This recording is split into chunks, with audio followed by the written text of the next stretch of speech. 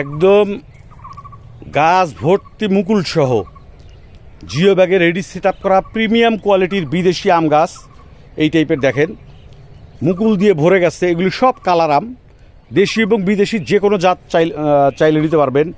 Miyazaki, Chiang Mai, চাকাপাত, red palmer, Alphonso, honeydew, three taste, ডকমাই, BARI four, banana, কিউজাই, 12 মাসি থাই কাটিমন, যে কোনো জাত চাইলে নিতে পারবেন। এই রকম গাছ ভর্তি মুকুল সহ এগুলি হলো ছাদ বাগানোর জন্য জিও ব্যাগে রেডি সেট আপ করা গাছ।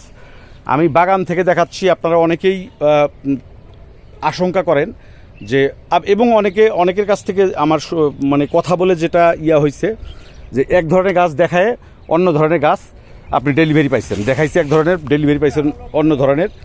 আমি এই কারণে বাগান থেকে ভিডিওটা দিচ্ছি যাতে আপনাদের কোনো প্রকার কনফিউশন না থাকে যে হয়তো 2-1টি গাছ আছে অনেকেই মনে করে থাকেন ওই ভিডিওটা দেখায় দুর্বল গাছগুলো বিক্রি করে। আপনি কোন গাছটাকে দুর্বল বলতে পারবেন? প্রত্যেকটা গাছের গোড়া মোটা, খাটো টাইপের, অসংখ্য ডালপালাযুক্ত, এক কথায় প্রিমিয়াম কোয়ালিটির গাছ বলতে যা বোঝায়। আমি ভিডিওতে যতগুলো গাছ ভিডিওতে দেখাবো মানে প্রত্যেকটা গাছই আপনার পছন্দ হবে, যে কোনো জাত চাইলে নিতে পারবেন। আমি শুধু এখনকার ভিডিওতে শুধুমাত্র আমের গাছগুলো দেখাচ্ছি।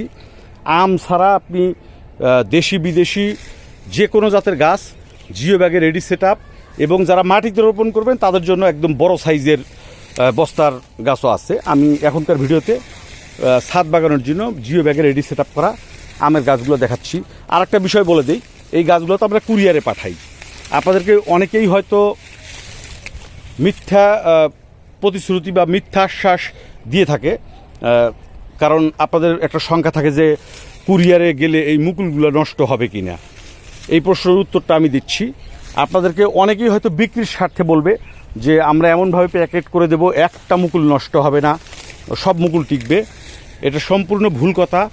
আপনাকে একটা জিনিস কনসিডার করতে হবে, আপনাকে ধরেই নিতে হবে কুরিয়ারে আমরা যত ভালো করেই প্যাকেট করে দেই, এই মুকুলগুলো যেহেতু ফুটে বের হয়ে গেছে 50% মুকুল নষ্ট হয়ে যাবে আর 50% টিকবে।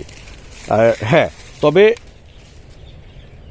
এবছর আপনি যে পরিমাণ মুকুল দেখতেছেন বা যে পরিমাণ ফল আটকাবে এই গাছগুলোতে, পরের বছর কিন্তু এর থেকে আরও অনেক বেশি পরিমাণে ফল আটকাবে। কারণ হচ্ছে পরের বছর আপনার এই গাছটা কুরিয়ারে যাচ্ছে না প্রথম, দ্বিতীয়ত গাছটা আরও বয়স বাড়বে, ম্যাচিউরড হবে, ডালপালা বাড়বে, তখন মুকুল এবং ফলের পরিমাণ আরও বেশি আটকাবে।